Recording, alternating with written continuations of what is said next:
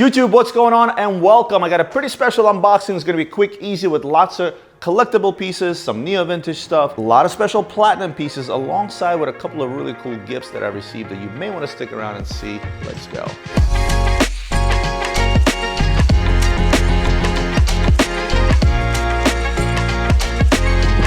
I'm gonna jump into a Patek box.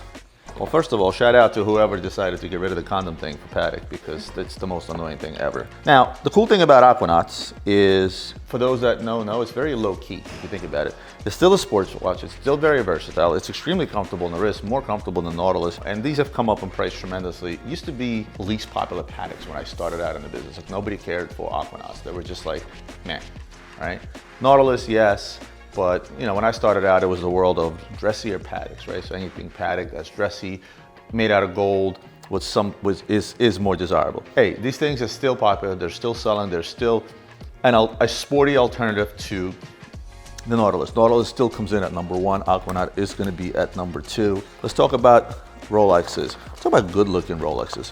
And here's an interesting comparison. Oddly enough, these two came in at the same time. I'm going to show you this watch, right? And they call this watch the poor man's Rolex. I'm sorry, the poor man's president. And there's a reason for that, because look, I happen to have a president here. The similarities, pretty striking from afar. And you know, obviously this is a fraction of the cost of this platinum day-date. But this is what a platinum day-date should look like. This year, you know, they came out with a day-date with a fluted bezel. And a lot of people frown upon that because the day-date in platinum is known to have a flat bezel, right?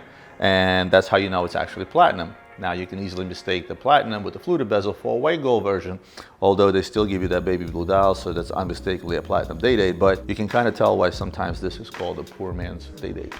I'm gonna take a small commercial break to plug my dear friend Giorgio Mondani. This company produces these wonderful books, which I have pretty much every Mondani book that's out there, but you know, they made numerous Rolex publications, and a lot of these publications are specific to perhaps a model, an era, or whatever it might be. And this is sort of like a master book that gives you a pretty in-depth review of all things Rolex. And I'm not gonna get into showing you everything. Oh, look at that! Look at young. No, that's Franca. There's Guido Mondani, who is Giorgio's father. This is the 40th anniversary. And what's cool about this book is, look what it says. This is a limited edition of 100 copies, and this was printed specifically for me. Thank you, Giorgio. And again, guys, Mondani books are not only, you know, these are what's known as coffee table books. And most coffee table books are known for what? They're known for beautiful pictures, for somebody that sits down somewhere. But the cool part about these books is that you can do both. You can look through the cool pictures, but there's also valuable information, basic valuable information about these Rolexes. But if you want to know about Rolexes without getting super geeky, I think the Master Rolex piece that they created is actually a pretty good book. Check them out, Giorgio. Thank you. That's going right on my coffee table. Although I'm starting to run out of coffee tables because I have so many of these. Let's go back to watches. A blast from the past for me, and that is the Breguet Marine Automatic. 2004, 5, 6, 7. You know, the craze for larger watches started, and Breguet was sort of lacking behind. Breguet didn't really have a lot of sports models out there. I mean, the Type 20 obviously they had, or the Air Naval, then the Type 21, later Type 22. But most of the stuff was very dressy, thin, not very large on the wrist. So they came out with the Marine Chrono and then quickly followed up with the Marine Automatic. And they came out and followed up with Automatic because of the success of the Chrono.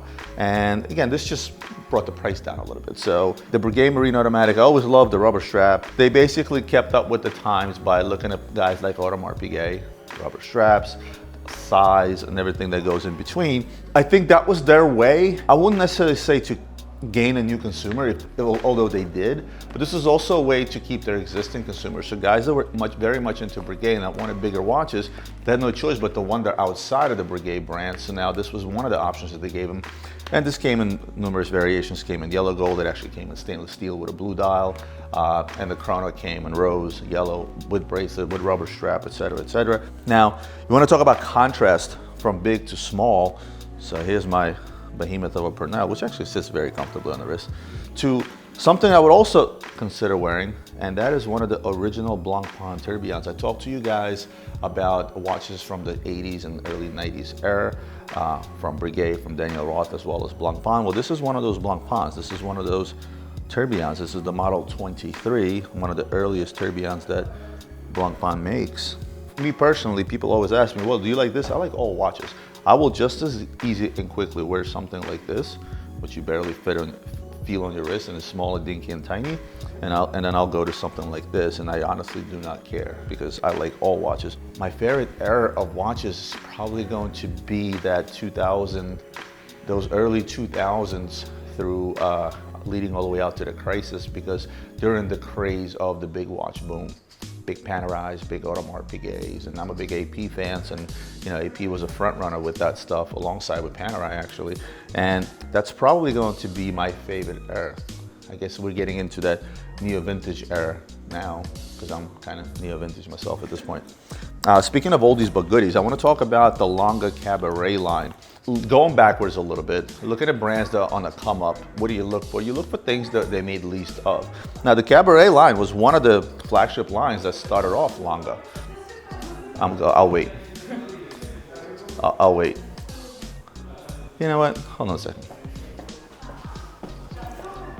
Guys, see how easily that works? So with that said, I always say go backwards. And when you go backwards, what do you look for? You look for things that were less produced. Now, obviously, when 𝗙𝗮𝗃 came out with their flagship 𝗙𝗮𝗃 1 alongside with this Cabaret as one of the first models introduced when 𝗙𝗮𝗃 was revived, as you will, I always try to pick these up because, again, for those future collectibles, as much as we love to sell Rolex all day, every day, and popular Pateks and APs, we do have a client base that looks for things other than your hot stuff, as we like to call it, right?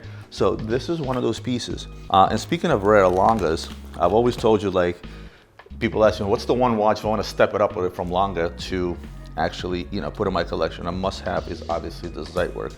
Now, we've covered the Zeitwerk in depth so many times. I did a video with Marco, with Adrian, and so on and so forth, so I'm not going to get into the fact of how this thing works, etc., etc., etc. One thing I will tell you is that this is a complicated watch to execute, and the biggest deal, which seemingly is not a big deal from just looking at the watch, the digital time display, horologically takes a lot, and it takes some masterful skills to be able to put together a digital display mechanical watch that's going to work properly, not lose amplitude, and so on and so forth. Why is this one so rare? Seems like any other Zeitwerk. Well, this is actually platinum. And speaking of things they made least of, it's always going to be anything in platinum, especially from 𝗙𝗮𝗃. I remember when I first started, I never really understood, but there's always a big discrepancy between a retail price and on platinum and other precious metals. 𝗙𝗮𝗃, I specifically remember when I was starting out, the time zone I think only retailed for like 28,000 back then. Now it's obviously a lot more. The platinum time zone retailed for over 40, so it's like a huge discrepancy. And again, twofold. Platinum is harder to work with, you lose much more material, but I think in reality, if you do dollar for dollar, especially nowadays that platinum is less than gold, it never really made financial sense. But what did make sense is the allure of, when I have on a platinum watch, it's a lot more special. It's that higher level, kind of like a platinum day from Rolex. One of my favorite, most rugged limited edition offshores, which I absolutely love, is the Audemars Piguet Royal Oak Offshore Survivor. They came out with this watch sort of on the tail end of the hype of the limited offshores. I always said that if they came out this around the time when the Montoya came out, which was just all the craze, right? Montoya and then Barrichello, this would have done a lot better. But even still, it's a watch that trades steadily over its original MSRP. I feel like if you pull one of these out, there should be a compass, a fishing hook, or a little mini spear to go fishing, like survival kit. Never mind. The crown guard protectors are kind of cool, the way they come around, and just everything about this watch is rugged. It's the perfect name. It's called the Survivor. It looks like the Survivor. Again, one of my definitely top 10 limited edition offshores out there, or offshores period. Oyster Flex, chocolate. One thing I've always said about this watch, and again, how much can I talk about this watch? I showed you numerous versions of it, but I will say, and I'll repeat this again, is the introduction of Oyster Flex finally shined new light into the world of Rolexes on straps. For years upon years upon years, any Rolex on strap, to include the Daytona, was a doggy dog. Nobody wanted them. They didn't hold their value. I remember times where a precious metal Daytona on a strap you could buy in the low teens or around the same price as a stainless steel Daytona, which is pretty insane. These did the same for Rolexes on strap, specifically Daytonas on strap, as the two-tone root beer did for two-tone watches for Rolex. So very important watch, actually. And last but not least, we got a nice Journe here. So this is the Octa Calendario, right? This is also pretty rare because it is in platinum. It's an annual calendar in platinum from FP Journe, unmistakably Journe. And this is one of the things I love about Journe and Lange alike. And that is, from afar, you can definitely tell right away that this is a Journe due to the way the time is displayed at 3 o'clock. And you could just tell, right? The color scheme tells you a lot as well. It's that gray against the white or white against the gray. Everything about this unmistakably screams Journe. If you're out there buying a Journe and you want for it to be instantly recognized, because there are some Journes out there you can't really tell what's what, but if you want it to be instantly recognized, it's the Octa line you're gonna want to go with, regardless of which Octa it is, because again, unmistakably an Octa just by looking at it from far. That is it, except I got a cool gift from a client of mine. Me and him started talking about collectibles. We started talking about an auction house, and I was looking at old DVD tapes, VHS tapes, selling for like tens of thousands of dollars and so on and so forth, and also electronics. And this guy's a degenerate collector just like me, and he has been hoarding like little electronics. So he sent me a brand new, still sealed iPad Nano. Original price $149, and I see these first generations on eBay going for like $600, $700, $800, which is kind of cool. Although this one, at least according to the little insert up top, you had your music, you had videos on here, podcasts, radio, photos, and fitness plus. What? Okay. Yeah. So I'm not gonna unseal this because this is just so cool. It's just gonna sit on my desk along with a bunch of other useless, cool stuff that I have around my office. But thank you, you know who you are, for that awesome gift. YouTube, thank you so much for tuning in. As always, I appreciate you sticking around. Like, comment, share, subscribe, and I'll see you in the next one.